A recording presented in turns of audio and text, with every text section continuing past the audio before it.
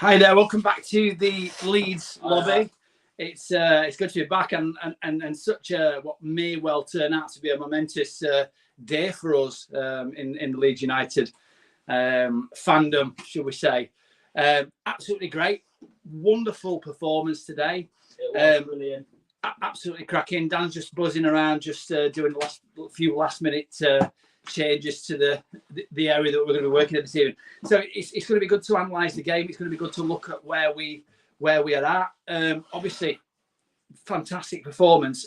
What's really sort of come across me just recently, listening to Jesse Marsh's press conference, he's obviously, it's not lost on him how well we've actually done. But it is lost on Thomas Tuchel. But it is lost on Thomas Tuchel, who, goodness me, is this guy like Frank Lampard? Is he like Frank Lampard? He blames everybody but himself.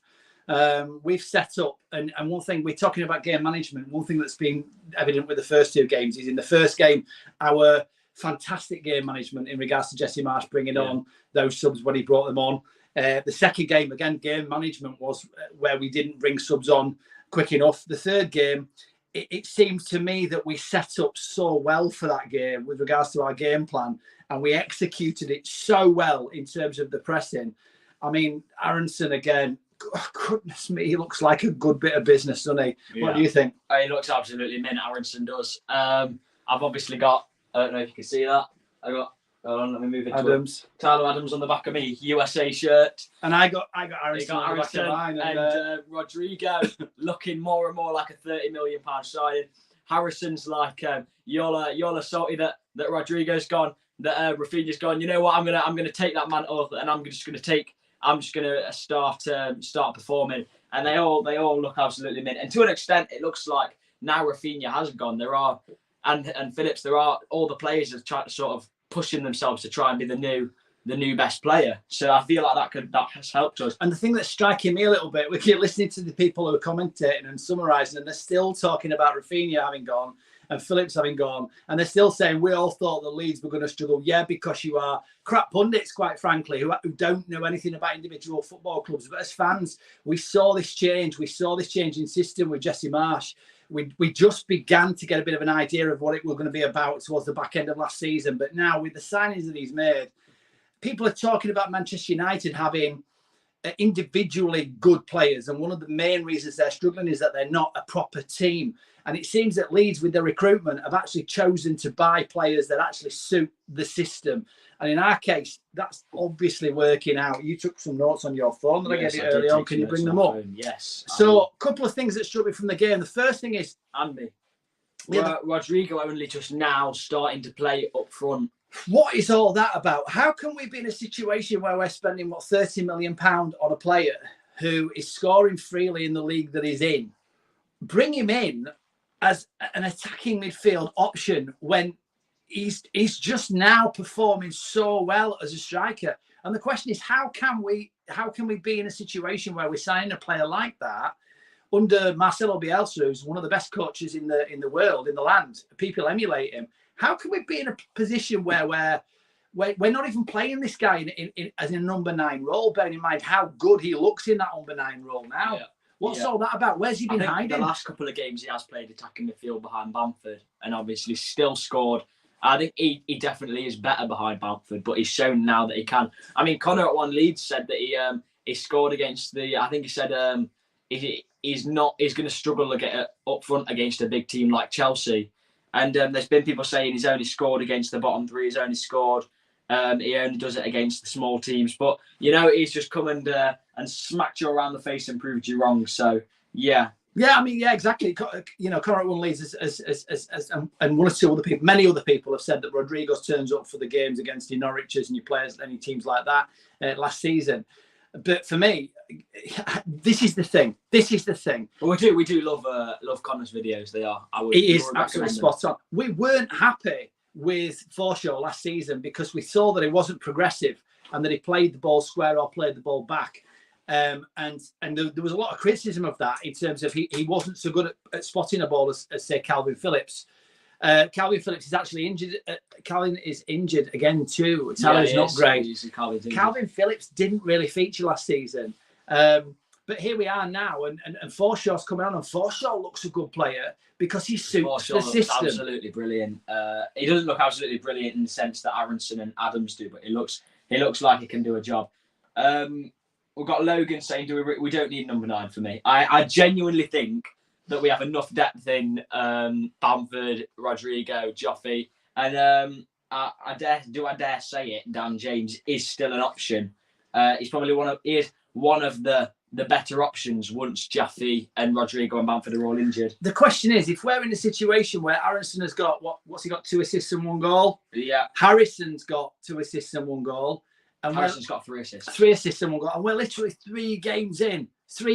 And it's not like we've played 3 of the teams that we're expecting to get relegated. We've played a Wolves who, granted, probably have got 1 or 2 acquisitions away from the team that they're going to be in the rest of the season. We've played Southampton, who's gone on and won. Did they win that game yesterday? Yeah, they came back from behind and beat Leicester 3-2. They've beat Leicester, and they showed quite a lot of fight in that. And granted, they've signed a player that's going to look like he's going to be a good player for them.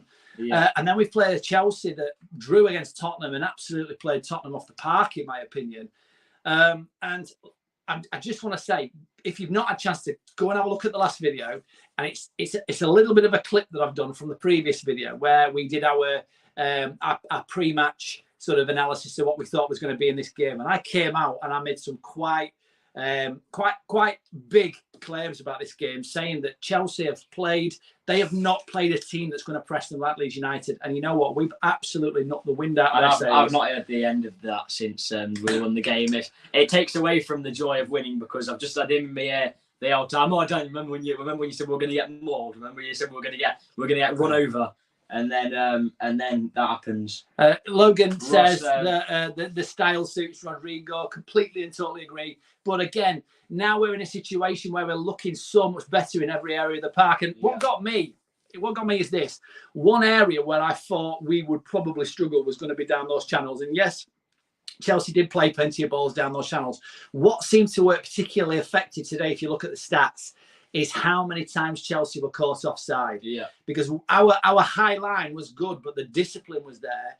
And we were able to catch some of these players offside. They were offside. They were offside 7 times. And Leeds we were offside once. Once we were offside. And again, it's showing maturity in the attacking third as well. Ross says KP was a great player for us, but with the new additions we made, we are definitely strong in the middle of the park. And then Russ Goff has said Russ agrees with Russ, so it's good to see that we're getting some Russ fans, some Russ subscribers.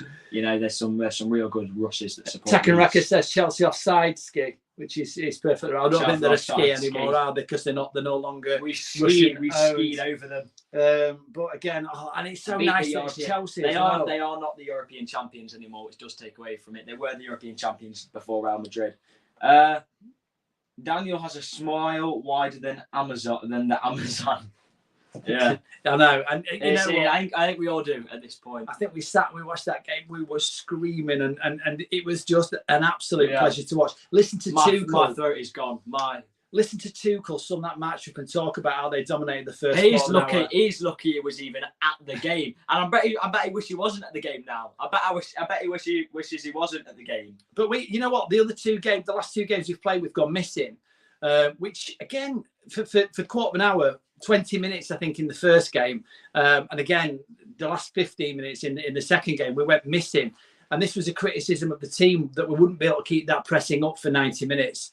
And I think we managed that really, really well. The thing about it is we didn't need to change the game. We just needed to keep that 3-0 win. And I think the game management was significantly better than it has been. We brought the players on at the right time. And as such, when we're bringing players on and taking players off and you're 3-0 in front, what you want to see is that we're not losing traction and allowing them to get back into the game. Yeah. So the game management today was absolutely spot on. Yeah, it was. It was. For me, down those wings, people were saying Coquerella's going to have an absolute field day against Rasmus Christensen. He was one of the worst players on the park. He had a terrible game today. And so did Reece James? No, Cucurella. Cucurella got mopped up by I think he didn't come up against anyone in particular. I think Aaronson was just drifting onto that right hand side and giving him a tough time. He didn't get much joy out of Rasmus. as well, which was great to see. And I did put him in my FPL, but I also had Aaronson and Rodrigo, so you know. Yeah, so two or three things. Our wing backs featured and played very, very well today. I think Rasmus had a good game. One or two little mistakes, but again, there seemed to be adequate cover there. We looked compact in defence. Yeah. We looked really good in terms of defending set pieces, and we looked likely to score from set pieces. Indeed, the second goal was from a set piece. And that's encouraging because that's something we never had under Jesse Marsh. That's an improvement. So if we talk about all areas of our game, we just see a much better team. And I'm asking the question now, when we think about the start that we've had, is it almost like we could forget about last season? Now, what I mean by that is there were many, many people were saying at the beginning of this last season just gone that we should be pushing on for Europe, having finished 9th. There were many people thinking, okay, not really adding to the squad, although what the additions we did make were reasonably exciting, and we were hoping that we would push on for Europe. And now we're in a situation where could we possibly be in a place where we now may, with regards to our form, be pushing on for Europe? Jed Halpin says we have scored more goals. I took it off. The other Jed Halpin. We've scored more goals without hold-up play number 9. Hopefully, no more Che Adams talk. Yeah, I still think Che Adams would be a good. Did you see the goal he scored against Leicester, the scissor kick? And then Jed Halpin also says, I read that Tuchel blamed losing on having to get. Yes, I saw his interview. It was like it all went wrong. It started this morning, and there was not enough seats on the something like there were not enough seats on the plane, so we had to get the bus, and the players could get the plane. But for us in the coaching staff, it was a long journey. Is that what they said? Yeah, it was saying there wasn't enough seats on the plane, so the coaching staff had to get on the bus, and it was like a 5-hour trip or something. Jack Pietro said, "I've told you, lads." What's he on about? Said we were going to win. Oh yeah, you did. You did absolutely. You did. And Jake Prieto, you did. And you know what? It's. I think this is going to be one that people have talked about. Okay, the first two, this is the real test when we play Chelsea. We leathered them. We did. There's no doubt about it. We played them. We outplayed them in every area of the park. Can anybody come on here and tell me Aaronson had 2 or 3 players in his back pocket. The amount of times, including Conor Gallagher, he put not Aaronson. Adams placed Conor Gallagher firmly in his back pocket. 2 or 3 times we were looking at situations. I mean, there was a little bit, not an altercation. It was actually quite a nice exchange where Conor Gallagher and Tyler Adams were down near our byline, and the decision went our way. And Tyler Adams turned around and were like that, because I think he got one over on him in that. I think it actually came off Tyler Adams. And Conor Gallagher turned around and sort of patted him on the head. There seemed to be a little bit of a nice exchange there, which was good to see, because those games are usually very, very feisty games. I think it was only one player that really saw that and really, really came into that game with heavy challenges, and he ended up getting sent off. Koulibaly from Chelsea. Yeah, there were 2 yellow cards apart from that.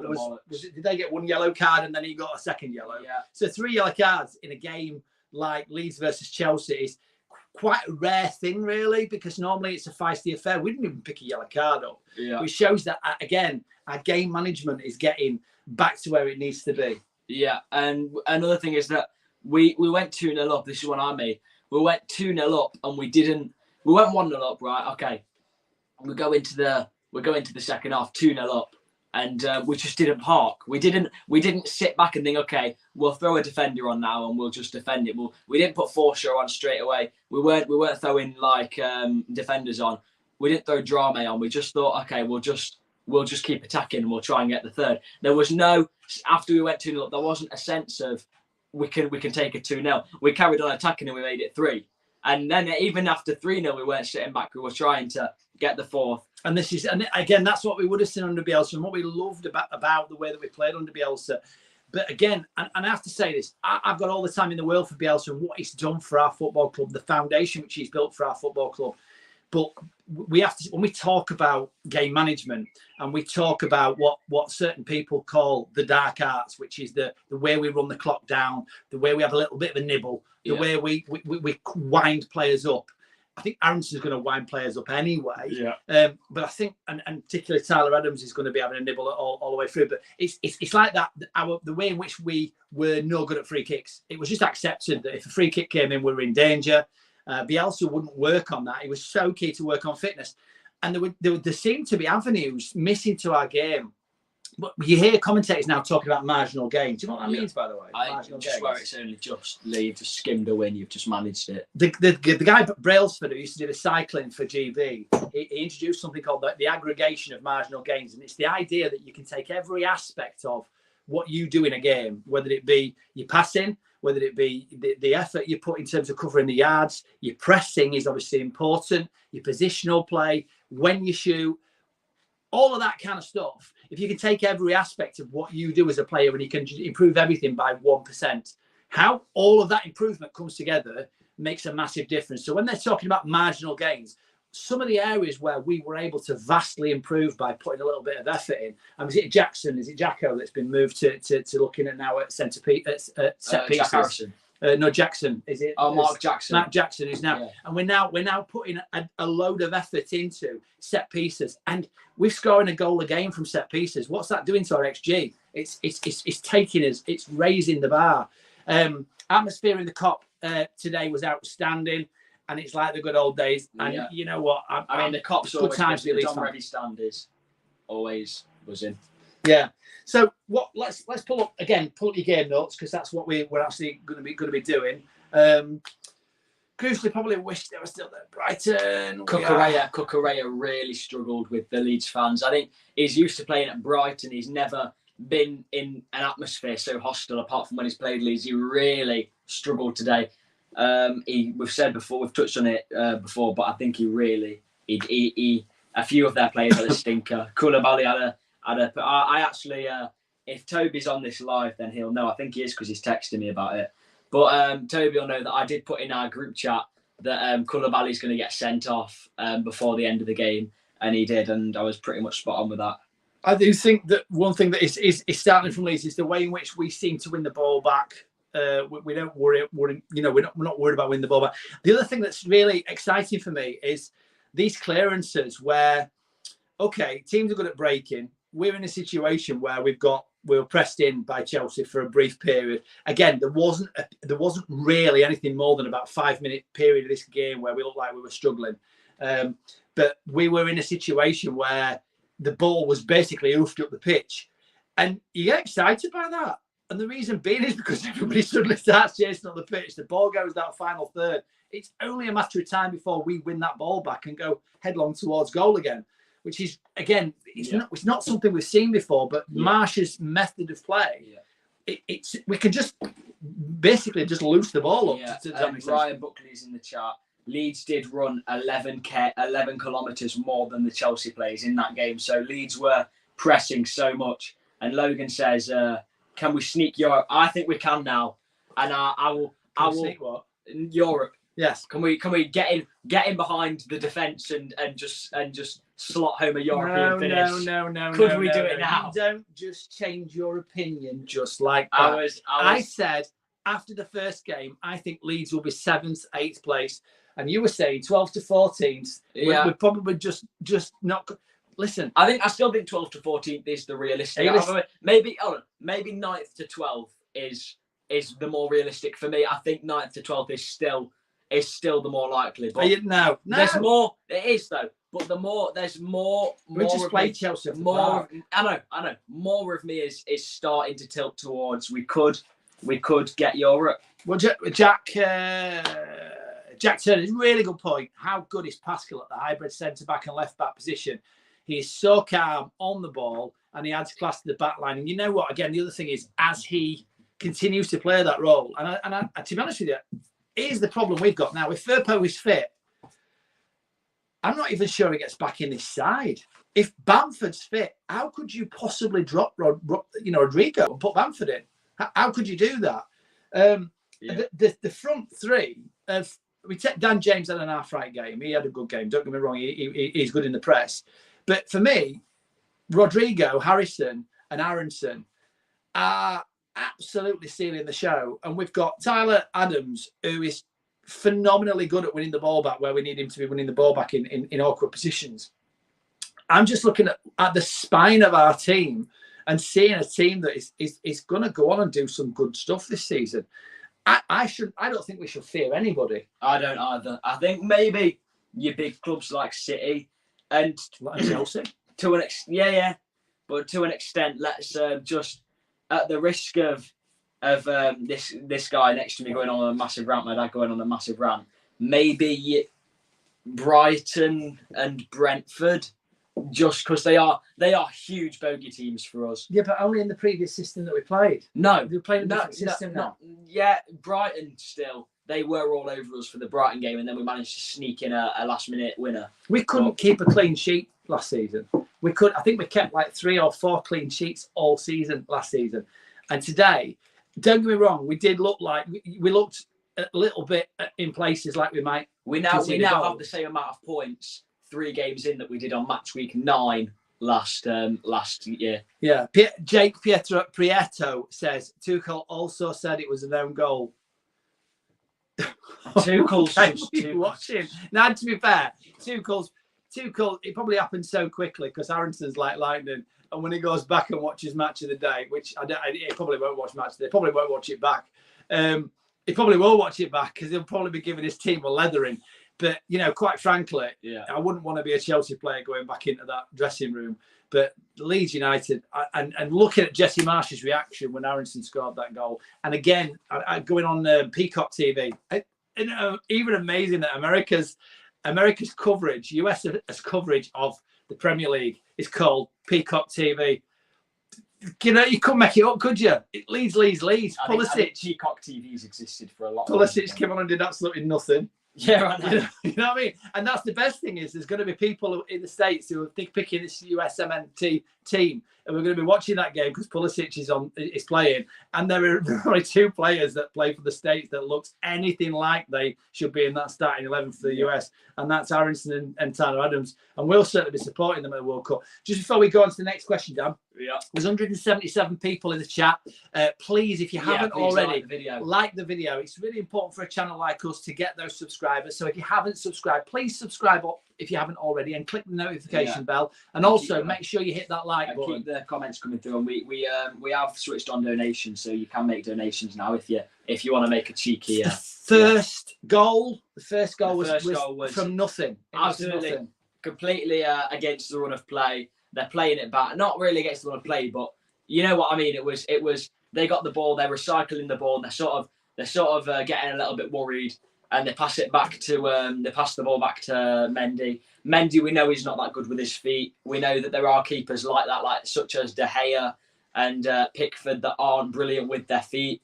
Mendy's not one of them. He's all right. No, Mendy is one of them. Mendy is terrible with his feet. Mendy is just not. Oh well, it wasn't. What we were doing, we were forcing them to play it out, to play the ball out, rather than to keep recycling it because they couldn't recycle it because we'd be pressing them to Kingdom Come. If Paul Cucurella got pressed anymore, he'd be 19 and playing in Barcelona's academy again. But do you like the way that Aaronson just before he got the ball, he looked away, no look finish, just for the funnies. I'm just for the funnies, and it was so nice to see Aaronson and Harrison seeming to be gelling. Harrison it seemed to have great chemistry now on the set pieces and knowing what they're doing, and that's just brilliant to see. I just love him being a Leeds fan because Harrison seems to be hitting some form now. We knew he's going to be a baller. Toby, it says Tony, but Toby is in the chat. Some say Gallagher is still in Tyler Adams' pocket right now. I think he probably is. I think the only reason he's not is because Tuchel had to take him off because he was having such a nightmare. Yeah, it was unreal. But again, it's almost like Chelsea came to this game and it was like everybody knows that Leeds United are going to be struggling down the channels. So what we'll do is we'll just they even put out like an experimental team. Like they didn't put out what they would have done against Spurs or City. They put out like they had Reece James in a 3 at the back, which is just never going to work well. And then they had Loftus-Cheek at right back. What are you doing with Loftus-Cheek at right back? So Adam Tritton said, do you guys think Mendy made a mistake like most experts said? Or do you think Aaronson caused the turnover more than Mendy? He made a mistake, but Aaronson's press forced him to make a mistake. I think yes, that's it. And I think here's the thing. This game is about muscle memory. Yes. This game is about muscle memory. You see players that are retired and long retired, and they shape. That they go to address the ball. Can you stop whistling? Yeah. It goes to address the ball, and they're in a situation where their body doesn't move the way that it should do because they're out of practice with it. It's called muscle memory. This is why when you do martial arts, you've got karate experts and what have you. They do these katas where, I don't know if you've ever done martial arts. Anybody out there that's ever done martial arts and have done what they call katas? It's a progression of movements, and the reason they do that is because they know that instinctively, if they get knocked, for example, or they get a blow in the face, and they momentarily disorientate, their body goes back into making those particular movements. It's called muscle memory. Now we're in a situation where their goalkeeper he's probably never faced a press like that, where he's got somebody bearing down on him in that way. Not like that. No, not so quickly and not so direct. I'm not just going to block this off. I'm actually going to get the ball off you. And he just didn't know how to cope with it. Yeah. And this is what I was saying in the previous video. Chelsea have not experienced this before. So I actually think it was solid from Aaronson. He created a goal from nothing there. Yeah. What do you reckon, Dan? We've got, just quickly, we've got Josh Herrera making a $5 donation. As an American seeing Aaronson, showed he belongs in the English Premier League and great, and Adam seems to be finding his rhythm. Sargent for Bamford. I would not take Josh Sargent.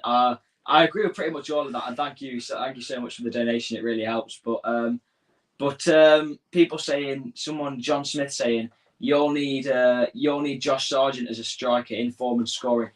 Nah, I wouldn't.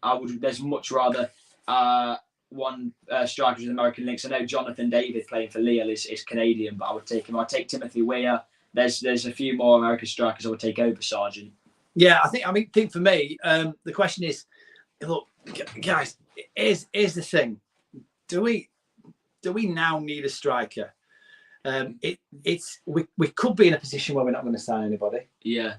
I wouldn't particularly want to take Che Adams now. I want somebody that's going to be an improvement on what we've got. But for me, I tweeted out something. I did a tweet, something like, for me, the perfect weekend would be Leeds beating Chelsea. Yeah. Aaronson scoring, Rodrigo scoring. Now, I wanted Aaronson to score to get his first goal. I wanted Rodrigo to score because I think it's important that we keep him among the goals and try and get him into the habit of scoring. Because when you've got a goal scorer like a Rodrigo, they're a confidence player. When their confidence is low, you get like Dan James, where they're one-on-one with the keeper and they're not expecting to score. That goal looks small. That goalkeeper looks big. With Rodrigo at the minute, he's going to shoot because he's expecting to score, because he has scored in so many of the games leading up to it. That header was stunning. Absolutely stunning. Oh, it was a brilliant finish. But Rodrigo last season, as a central attacking midfielder, probably wouldn't have even got to that ball. And it's the confidence that breeds the confidence. The other thing is, I wanted Sinisterra to look like a good player and actually come on and play a good part. He looked okay. It looked okay. It didn't come on for long enough. And then for Scum to lose. He needs to start. We saw him pre-season, even when he was coming off the bench, he wasn't brilliant. And then we saw in pre-season that he needs to start. Sargent would fit the position. Yeah, on the back of what? On the where is the Tom? I'm sorry, but where is the evidence to say that Sargent would fit the system? Please comment if Sargent would fit the system. Jumping on the Europe bandwagon, he is. That was horrendous. That was jumping on the Europe bandwagon, he is. Yes, he is jumping on the bandwagon.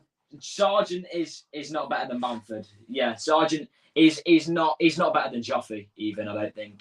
I think he was okay in an extremely poor Norwich team. I mean, who did he score against? He scored against Watford and a few of the bottom. Don't say that Sinisterra is like Elder Costa. Goodness me, I hope not.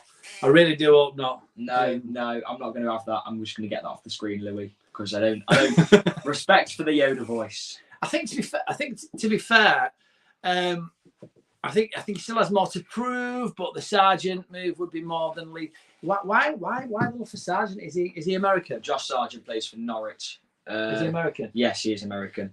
But I wouldn't want him. I wouldn't. I know we've got a lot of American guys on the stream, but I'm just going to throw it out there. I wouldn't touch him with a 10-foot stick.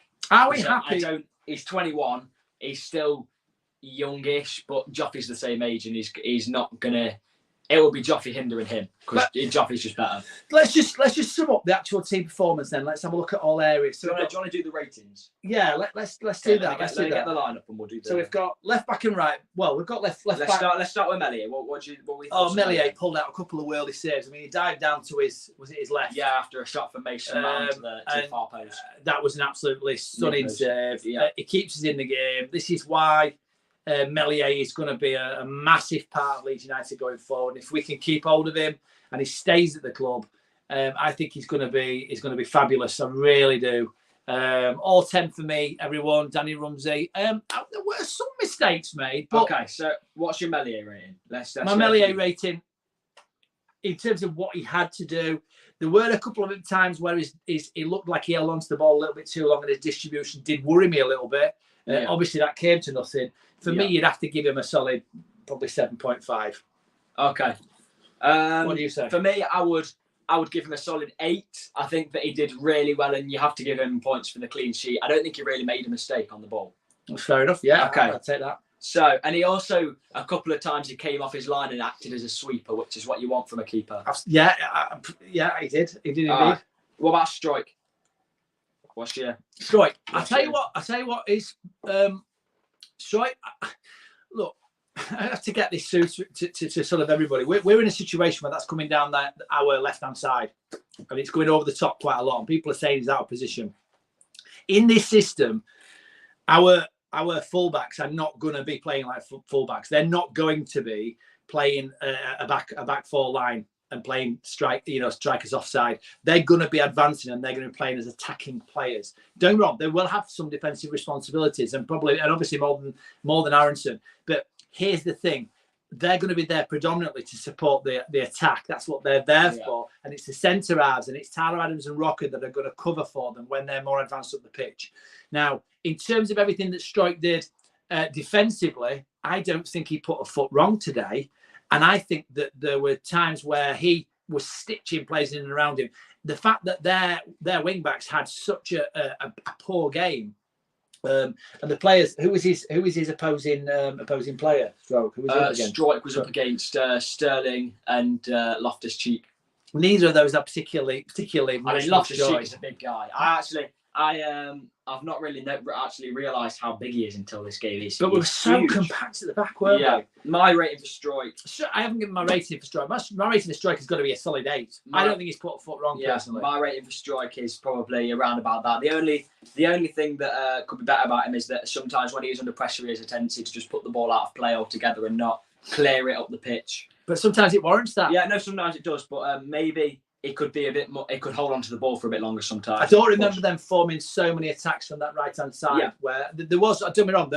There were a situation where their opposing wingers and wing backs were getting to the byline. They weren't crossing the ball. They were looking to try and move the ball inwards then. Okay. And we seemed to be compact enough to deal with that, which works for me. That system worked today. We didn't look exposed at the back. What about Llorente? What's your... Llorente, I think, had a good game. Yeah. Llorente didn't really put a foot on. I think that Llorente and Koch pairing is actually shaping up to be a formidable centre-back pairing, better than we all thought it would be. Llorente's getting some form. And it just shows what we've said before, where Llorente plays well when given a decent run of games next to an established centre-back partner. Some good blocks there, some very compact. Yeah, is the only thing about Llorente is that I wouldn't put him down as one of the more aerial centre-backs at the club. I don't think that he is.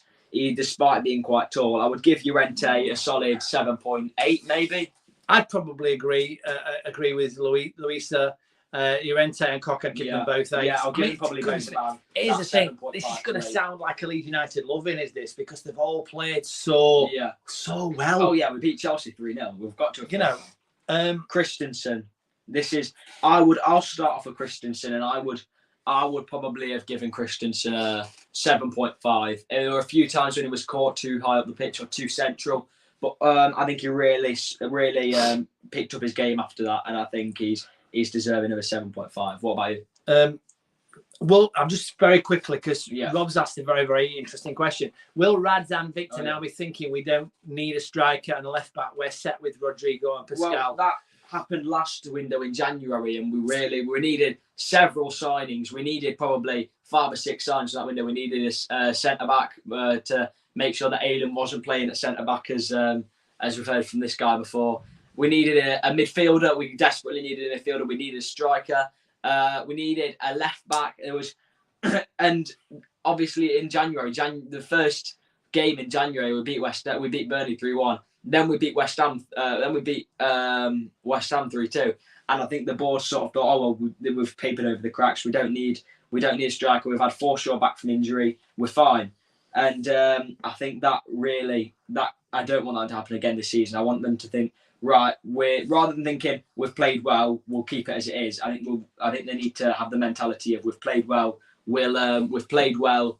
We'll try and keep on that and move forward as you need to do in the Prem. Otherwise, you'll get left behind. So, what do you think they're going to think? Answering the question, I personally think it's tough to say. I mean, obviously, at the end of the day, we've got a player that hasn't been in form for so long and for such a long period of time. That's had a really good run at the back end of last season, playing up front because he's had to. Yeah.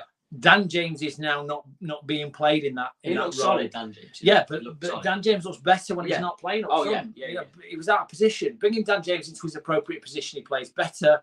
I mean, that cross to Rodrigo for him to flick it on for Aaronson, that was just a brilliant cross. So what's your? Yeah, I personally think that they may well think that. I personally think we perhaps ought to be bringing somebody in. Not necessarily somebody who's going to start in front of Rodrigo or Bamford. But again, if Rodrigo gets injured now, Bamford cannot be counted. It's almost like we should count the season as if Bamford isn't there, in my opinion. Okay, what's your rating? So, and then we've got Rodrigo and we've got Joffrey, in which case we obviously need. What's your rating for Rasmus? Then I've said mine. I think he's a 7.5. I think Rasmus had a solid 7. There were a couple of times when he was exposed. He did do a lunge where he didn't win the ball and obviously left Leeds United exposed, but. I'll be straight. I think that he had a good engine on him. Didn't really do an awful lot wrong. Put some good challenges in. His attacking play. A couple of times he had the ball, and I wanted to see him pumping it back in the box, and he seemed to lay it square. I would probably say a 6.5, 7. He weren't amazing, but he didn't look exposed. Yeah. Also, the other thing is, can we judge how good Rasmus has done by how badly Cucurella played? I think Rasmus was a key factor in Cucurella. That being the case, you probably got to say, okay, Rasmus is probably a 7, 7.5. Yes, yeah. Okay. What about Adams and Rocker? I give Adams an 8.5 easily. Adams was sensational today. I'm going to say something now, and I'm going to say we're not even going to miss Calvin Phillips. No, I never thought we would. We will never. We won't miss him after last season when he hardly even played. I think now, given the choice of having Calvin Phillips back and losing Tyler Adams, I think you can keep Calvin Phillips because I'm happy with Tyler Adams. I think him on his own is a replacement for Calvin Phillips.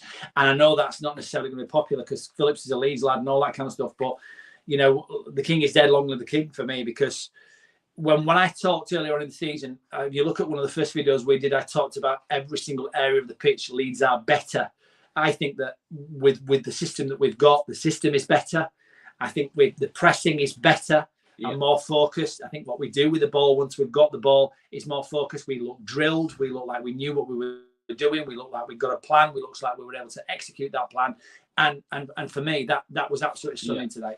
And that has to come from Rocket and Tyler Adams because they are relentless in that midfield. What were your ratings? I'd give. I mean, Rocket is not as noticeable in his performance. I don't think. I'd probably say a 7. I would think that for me, Tyler Adams would probably be a 9. Yeah, I would give Tyler Adams an 8.5 or a 9. He was brilliant. And Rocker, I would probably give. I'd give him maybe a 7.5. He was solid, but again, he seems to not have the stamina to complete a full 90. Harrison, man of the match. Most people's man of the match. He's having a time of his life. He is. He's really taken over from Rafinha now. He's getting assists, not so much goals, but obviously he did score today. And I think you'd have to give Harrison a 9.5. Could say again, Artem Drogstov says Adam's stats. What he's Let's look at Adam's stats. Minutes played 90. He had 34 accurate passes. He had 3 points for my fantasy team. He blocked 1 shot. He had 62 touches. He won 1 tackle in the whole game. And made 4 sort of pressures that forced them to pass the ball then. So that the tackling wasn't there, but tackling the whole game. I think his distribution was really his distribution surprised me because when he came in, there were a lot of people saying he's not. He's more of a ball winner. But he had 1 clearance, 3 interceptions, 5 recoveries, and he was only drew a pass once in the whole game. He won 6 ground duels and won 1 aerial duel, and he was fat. He drew 2 fouls and he committed 3 fouls. So he wasn't like really like top tier stats, but he didn't actually play as some people were saying. Let's get Mo Kamara in, but I always thought that Tyler Adams would be a better solution, and I know JT did as well, and I think that he definitely was. I have to say, what's indicative of this Leeds side is the way in which we have now got we've got Koch playing well, we've got Melier playing well, we've got Tyler Adams, who is a game. He's bosses that midfield, and he's horrible to play against. We've got Aaronson and Harrison both playing well. You expect them to go and assist the game now the way they're playing, at least an assist if not a goal. And we've got a striker who's playing well, and it's a dream come true watching this team play at the minute. It really is, when over half the team are having 8 performances and going forward each and every game. And the game management, hopefully, is not going to let us down going forward, because I think Jesse Marsh has learned a lesson there. Okay, so what's your rating for Jack Harrison? That's as close to a perfect performance as I think I'm going to see from Jack Harrison. He didn't put a foot wrong. He didn't lose the ball once. A couple of times he just absolutely and totally stitched the opposing players, and they come out with the ball, and you're thinking, and they're running towards goal. It's like there's a bit of a tussle. Leeds come away with the ball, and they're heading towards goal again. So what's your rating? It's kind of again, it's a 9 for me. I'd say 9.5. Really outstanding. He's this season. People are gonna go on about Rafinha, but I think that Jack Harrison will improve upon Rafinha's first season and second season at Leeds. I think Harrison will knock in 10 goals this season. Okay. And I also think he'll probably get maybe as many as 8 or 9 assists. I think the way that we're much playing. more than 8 or 9 assists. I think that it could be it could finish as one of the top assist makers. One thing I would ask you, Dan. Yeah. Maybe this is the time that Jack Harrison now gets a call up for England. This could definitely this season. You see, maybe I'm not the hugest fan of Gareth Southgate's philosophies to football and how he plays. And I don't think that for the World Cup he's going to call up anyone new. I genuinely don't think that he's going to make any new call-ups for the World Cup. I think he's just going to take the same players he always takes. I don't think he's going to want to change anything. So I wouldn't be surprised if you saw Jared Bowen getting called up in front of it, even though Jared Bowen's actually not performing. He's performing way below expectations. You might see Saka, obviously Mason Mount, who wasn't brilliant today, but I don't think that he will. But I think if I was in charge of it, I would definitely have him on my list. I think the question is, now Jack Harrison is playing so well in the system. Yeah. And Aaronson's also playing so well in the system. It's a pressing system. It seems to suit their engines. It suits their energy and the way that they play. The question is with Jack Harrison is the way that he's playing and the form that he's in now. Yeah. Is part of that the system that we're playing. And if that's the case, if England aren't going to play that system, does Jack Harrison fit? And the same with America, with the US, MNT. They obviously prefer. Who is it they prefer over Aaronson? Gio Reyna. And you say that Reyna's a baller. No, Reyna's a baller. Are the US going to press England in that group game? Yeah, definitely. I think we're going to be in big trouble. I'll be honest with you. I would hazard a guess that the US are probably going to beat us. And everyone put in the comments quickly, because this is a genuine, serious question. Put in the comments what your reaction would be. World Cup final. Tyler Adams slips a through ball for Aaronson to net it home and beat England 1-0 in the World Cup final. Put in the comments what your reaction would be. But what were you saying? Really, really good question. I don't know what I would feel. Our front four were fantastic. Rodrigo, Aaronson, Harrison, James. Press, Chelsea until the pipsqueaks. Completely agree with you. When you're talking about the World Cup, that's a really, really good question. Yeah. And I think it's a little bit different this time. We get, as football fans, we get to the end of this. Hold on. Epictetus Casanova saying England might be too good for us to press. I can assure you, if you are American, England are not too good for you to press. England are shocking at the minute. Don't overthink England because we watch our team and some of the managerial decisions that we make and the way that we just sit off and recycle the ball and sit off and recycle the ball. It's boring. I think one thing that I noticed about the Euros is having watched Leeds in their first season play and seeing the exciting football we played when England played some of their games. I was sitting there thinking, goodness me, I'm bored witless. I want something fast and pacey. And I think that for me, one thing that, we all get to the end of the season, don't we? And we get to the end of the season and it's like, what am I going to do for the next 3 months on a Saturday? You know, when the season comes to a close. And on a World Cup year, we can all get dressed up in those England tops or whoever it is you support. I know there's Irish people come on here. I know there's US fans that come on here. I know there's people from all over the world. Yeah. But what I will say is, as an England fan, we're able to put our England tops on and now enjoy a knockout cup competition that's run over a very short space of time. And it kind of replaces the normal football season. It's going to be a little bit different this year. I suspect we're going to get to November and we're all going to think, this is just an inconvenience. This is actually, I'm not really bothered. I want to get back to the Premier League. And this is, I don't want our players going out there and going injured. I'm not really that bothered. Do you know what I mean? So for me, I'm probably going to be marginally supporting. If we don't get any England players in that, and Leeds players in that England squad, I'm probably going to be marginally supporting the US anyway. Yeah, fair enough. I actually wouldn't mind if we didn't get any England players called up because obviously the thing it comes up. The World Cup happens like right in the middle of the season, and we want as little players playing internationally in the first team as possible, really, don't we? For the stamina. Leeds infinitely more entertaining than England. Yeah, I think every football club, even our local club, Ilkeston Town, is more entertaining than England. RPS Trilogy, I agree with you. If England don't put Jack in the squad, I'll support US against England. How on earth they're never going to take Bamford with him because he's not going to be fit enough. I think Rodrigo will probably make the Spain team, let alone the Spain squad. So Harrison, I've given him a 9. I would give him a 9.5. Okay. Okay. So who are going next? Aaronson, Brendan Aaronson, the Medford Messi. Aaronson is he's just unplayable. I think. Look, guys. I'm not just saying this. I've not been this excited about watching a player come to Leeds and start his playing career as a 20-year-old, 21-year-old since Tony Rodrigo strapped his boots on and started playing for Leeds. I personally am in a situation where this guy's 21 years old. He's 21. Let's put this in context. His brother's apparently as good, if not better, than he is, which it just suits Leeds United. He suits the way that we're playing. He's just made a goal out of nothing there today. And you know, the first week against Wolves, whether that own goal, which weren't really an own goal, it was involved in the build-up for that. I think he's my favourite player already, and he's not even been in the club 2 minutes. I'm already over Rafinha. I'm already over KP. I'm, at the players I'm not really bothered at all. I'm over him because for me, Aaronson is just. I'm looking forward to seeing what he can do at the World Cup, and he deserves to lift the trophy. If he doesn't do it at Leeds in the next couple of seasons, you know, I'm hoping he'll stay. I'm hoping we can keep hold of him because this kid's going to be worth 100 million, and I ain't joking. He's mustard. Absolutely mustard. For me, it's a 9 again. We've got 3 or 4 players that have had a 9, and that's waxing lyrical. How can you fault his performance today?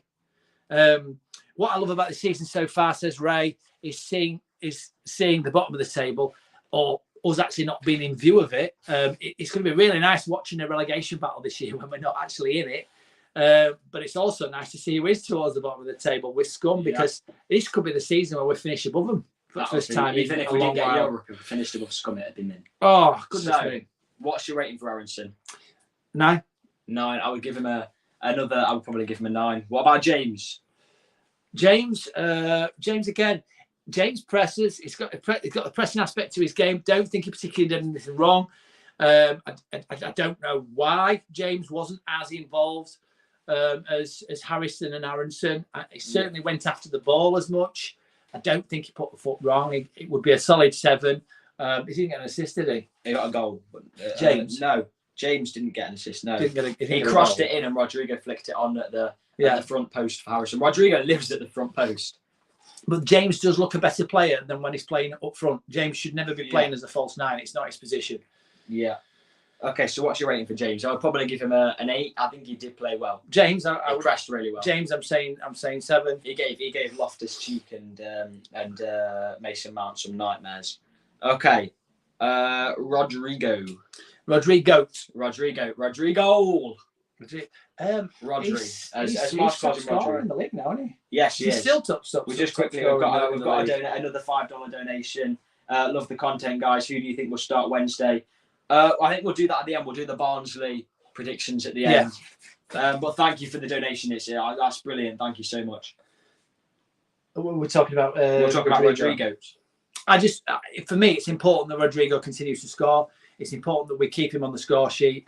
It's important that, given the chance, Rodrigo should be scoring, and we need to keep him fit. I don't think he'll start Rodrigo for the Barnsley game on account of the fact that we should have enough to overpower Barnsley without Rodrigo. But again, it won't surprise me the way he's playing if Rodrigo turns around and says, "No, I want to be involved in that game," and gets a brace. So it's going to be, when they talk about top scorer, when they talk about top scorer at the end of the season, do they look at just the Premier League or do they look at all goals? Just the Premier League.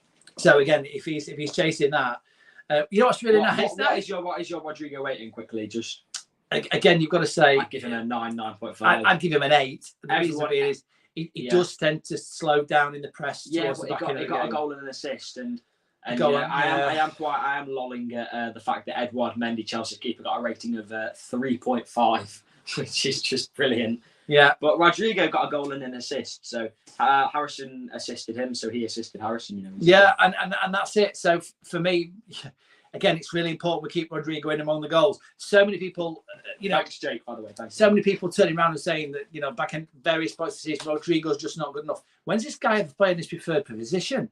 We've brought him in. He's scoring goals for fun in the league that he's in. We bring him in with £30 million. Yeah, but it's the same. We put him in a round hole. But it's the same. It's the same for Cock, though, isn't it? Where Bielsa tried to turn him into a CDM. Same for James, where Bielsa tried to turn him into a striker. Same for even. Who'd have thought? Same for Aylin in that last season where he tried to convert it into a centre back. It's just who'd have thought just taking players and playing them in their preferred position. Who'd have thought would have actually turned us into a good team? Yeah, who'd have thought that? Lethal pressing, striking blazer. Says James is lethal pressing forward. I would never mind him playing up top. Yeah, I get you. But when he's 1-on-1 with the keeper, the press is. If we play James up front, right, and this is a very unique observation to it. If we play James up front, maybe false 9, where you have the wingers, the system that Liverpool and City played in, where Liverpool play Foden up front, or where Man City play Foden up front, or Liverpool play used to play Sadio Mane up front, or play Luis Diaz up front. You got 2 wingers, and then you behind the wingers, actually in behind the wingers, winger. And then you have the striker like further behind the wingers, and purely that's because they play that system when you have a striker who's more of a playmaker, more of a passer of a striker, more of an assist maker than an actual striker, like Phil Foden, like Luis Diaz or Mo Salah. Yeah. So if we played James up front, I think that if we had 2 wingers and then James there, he could get in behind the defence. He could get on every long ball because of his pace. He would be an okay false 9, but I don't think that's the system Jesse is going to play. I think we're playing three just behind a striker, and obviously we're playing James, who is fast and can close down players on the ball quickly. He's playing Aaronson, who is fast and again has got such an engine on him, and he's also playing in that role Harrison. So those 3 are, for me, 3 of the first names on the team sheet, along with Rocker, James first name on the team sheet. No, James. Think about it. We've got Aaronson in the middle. This point. Aaronson was all over the pitch, by the way.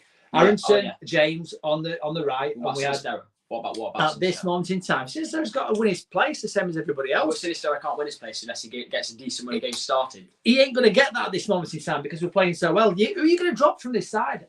James. Every single person who's James. No, give Sinisterra a start. James, you can't just drop him. You can. Because you say, right, mate, we're going to give Sinisterra a chance. You're on the bench. You will come on at half time. And if Sinisterra's like got scored or getting assists or something, then keep Sinisterra on. Give Sinisterra a good run of games starting, because he is. Sinisterra will start against Barnsley. Sinisterra is very much a player that needs a decent run of games starting to play. Look at him for Feyenoord when he got injured and he was out injured, and then he came back and he was on the bench and he wasn't doing too good. He's very much, look at him in pre-season, he very much needs a good run of games. Starting. What do you think? Before we move on to that, I disagree. If you've got a team that go and play at Chelsea the way that we just played against Chelsea, yeah, you can't just drop a player that's we've just given a 7 rating. It don't work like that. Yeah. You cannot. You cannot. Yeah. How can you possibly say, James, you've not quite done enough, mate? You don't know. It don't work like that. I'd say he's not quite done enough, but I have said Sinisterra's not quite playing enough, because really, look at Sinisterra. This is why you need a cup run. Yeah, I know. The amount of money that we've paid for Sinisterra, he needs to be. I also think Robles will start tomorrow. I think that Robles or Klaassen will get a game. But should we hang on a second. I'm not quite sure I agree with this. So Shishir Pokrel, I hope I've pronounced that correctly. Bielsa moved players around because he didn't have 6 new players, or that could improve the current squad. Signed like Marsh had. You should not compare Bielsa with Jesse in any way. Right. Agree with that to a certain extent. Now, I'll tell you something that I did notice, and I have to say this. Look, there's only one person at Leeds United who could possibly come out and say something that in any way, shape or form, really, and if through official channels, blames Bielsa for the situation we find ourselves in the back of last season. There's only one person that Leeds United can roll out who's got a legacy that is potentially able to rival what Bielsa had done and the feelings of the fans, and that's Eddie Gray. And if you go back and look at that interview, there's if anybody comes out and says, "Look, we offered him players, but he didn't want them," right? If Rads had said that, if he got drummed out, the fans would just never have ever accepted him. If Kinnear had said that, it'd have been exactly the same thing. Marsh weren't able to say that. But you put Eddie Gray on a couch, and he is massive at Leeds United. He's a legend at Leeds United, to the extent where he's kind of on a par with Bielsa in regards to how he's regarded at Leeds United. And what Leeds did is they wheeled him out as a servant of the club and got him to say, look, Marsh was offered these players. Now, I don't know if that's true or not. I'd like to think that Eddie Gray's speaking the truth in saying that. But let's be brutally honest with you. Bielsa's way was to keep a small squad. Bielsa's way was to keep a small core. There is no doubt about that. That is well known. And the reason why he wants to keep a small squad is that everybody's involved and is able to keep a tight-knit team, super fit. That's how he played. Bielsa's never been a manager at a club for more than 2 seasons. Now, the frailties that we had last year were down to those 2 things. If Bielsa's never been at a club for more than 2 seasons, then you could say that Bielsa's way of play is something that clubs have, in the leagues that he's played in, have never had an opportunity to see if they could actually catch him out and learn and adapt to how we played. And what happened in that 4th season, we first season Championship, 2nd season we got promoted, 1st season in Premiership, and then right when we got into the new season, what happened? We got found out because these clubs, they figured out how we play and they figured out how to beat us. And we weren't adaptable. It's never happened to Bielsa before. He's never been at a club in a league more than 2 years. He was at Leeds longer than he's ever been anywhere else. That ain't my conjecture. That's just what happened. Love him. I love what he's done for Leeds United and what he's turned us into and the legacy that he leaves behind. And you know what? Naming the training ground after him, I think is wonderful because I love the guy. I love what he did for Leeds. Training ground anyway, so he paid out of his money to rebuild it. But we got found out. And we didn't have a plan B. The second thing is keeping that squad small it's good and it works. And there's a little turnover. Remember Benitez were at Liverpool and he was constantly in rotation. Players were playing badly because they didn't get to know each other. One thing you'll find with the Bielsa side is everybody knows where everybody else is. And that's a good thing, except when you've got 5, 6, 7 injuries to the first team squad. We just didn't have the strength in depth. Now, Marsh is different. But also, Marsh is allowing the club and its recruitment to be different because he's got a different viewpoint on strength in depth. And that is one of the things that's causing us to be stronger. And there's competition for places. Whereas Bielsa got everybody playing together and working together, which Marsh does as well. With Marsh, competition for places is important. And we're seeing the benefits of that. We just are. So I think we need to start wrapping up soon. But do you want to just do the predicted Barnsley lineup? Is there anything else on our list that we wanted to talk about? No. So that's everything we want to talk about. Just quickly, the predicted Barnsley lineup. I'm gonna go with Klaassen or Robles in net. I don't think he's going to start Melly. I think he's going to want to rest Melly a bit after the masterclass he had today. I'm going to go. What do you think about what I've just said? By the way, before we move on to that, I think that Bielsa got us to a point where he was never going to get us. He got us to the promised land, and he was never going to get any further with the squad of players. Yeah, we always needed to bring in a new manager to bring us further on. But I think for Barnsley, I think it goes. There's a couple of good questions in here. We probably should. Okay. Craig Dowling says, "Where is the Eddie Gray interview? Would like to watch that. Man talk sense." Yeah, and I don't know. I remember seeing it. I don't know. You can see it now. I'm sure it's in an archive somewhere. I'm sure you'll see it if you search for it somewhere on the internet. Would you watch that with me? Yeah. And remember me saying to you, Bielsa was overtraining the players. Yeah. But do you remember me saying there's only one person at Leeds United that can actually say this, and that's Eddie Gray? Yeah. Guys, nobody. It's not a good thing at Leeds United for anybody to be criticising Bielsa, and I'm far from criticising Bielsa. But let's be right. If we're completely and totally honest, there were weaknesses there. Yeah, there were weaknesses there, yeah. And in the Premiership, in the Premier League, we got penalised on account of it. Yeah. And what do you think to this? Leeds lobby squad performance today was exceptional. That being said, where do you see room for improvement? Where do you think left back and striker? I still think I've said I don't think we need a striker. I still think there is room for improvement, but there's always room for improvement. I think left back should be the priority, and then maybe a striker. Do you think Leeds are going to continue? Are actually going to sign anybody? No. After today, I don't think we will sign anyone. I don't think that's necessarily a really, really bad thing. Maybe wait till January and see if Firpo keeps getting injured or keeps staying out of form, and then maybe get a left back in. But I don't think that we're going to sign anyone for the rest of the window now. Let's have a look through these comments. Maybe a deadline day signing could be on the cards. Maybe Guerrero from Dortmund would be a brilliant pick, but I think that a deadline day signing's the most likely. Ryan Buckley says the owner straight up said he got rid of Bielsa because he wouldn't change. Again, Rads came out and did an interview. Was it at the start of the season? Was it after the Wolves game? It was after the Wolves game. And I think now Rads can only come out and say that when Jesse Marsch gets his first win and it looks like this squad's gelling, because if this doesn't work, Rads has got to blame Jesse Marsch. He's got to blame Jesse Marsch because he's going to stay at the club. But I think Rads came out and said that because ultimately this question's got to be answered. You guys and me know that we should have invested in January and we didn't. Do we lay that at Bielsa's door? Now, ultimately, if players weren't made available, it's harder to recruit in January. You've seen how reticent Leeds are to bring in a player that might not necessarily make it. Yeah. I mean, Otto's done enough for them over the years, hasn't he? Yeah. Crikey. But to be in a situation where in January we're bringing players in, we've got to be certain we're bringing the right players in, particularly if we might go down and we might have to pay these guys wages and we might have to offload them in 6 months. Yeah. Really dodgy position to be buying players. Rads can come out and say that now it looks like things have turned a corner. But at the end of the day, Rads, he was saying, look, I couldn't see things changing. I was looking at the players and I was seeing the atmosphere around the club. Be careful, before too long, the training ground will be named after Marsch. Again, the only reason the name of the training ground to Bielsa is because he paid out of his own pocket to have the training ground rebuilt to his specifications. So the data, man-to-man marking was silly. We got day table, Badlands, we got pulled out of a position so much from that. I don't think that was. I think when you've got something that is so predictable and you're so unchangeable, teams can do their research. Bielsa was good at doing his research on other teams. Teams were doing their research. Yeah. And they were learning how to play against us, and part of that was the man-to-man marking.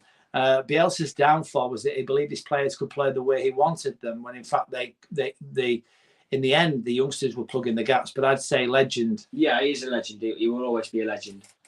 Okay, but, you either die a hero or live long enough to become the villain. Yeah, Eddie Gray was given the impossible task. The squad he inherited was nowhere near the Revy team.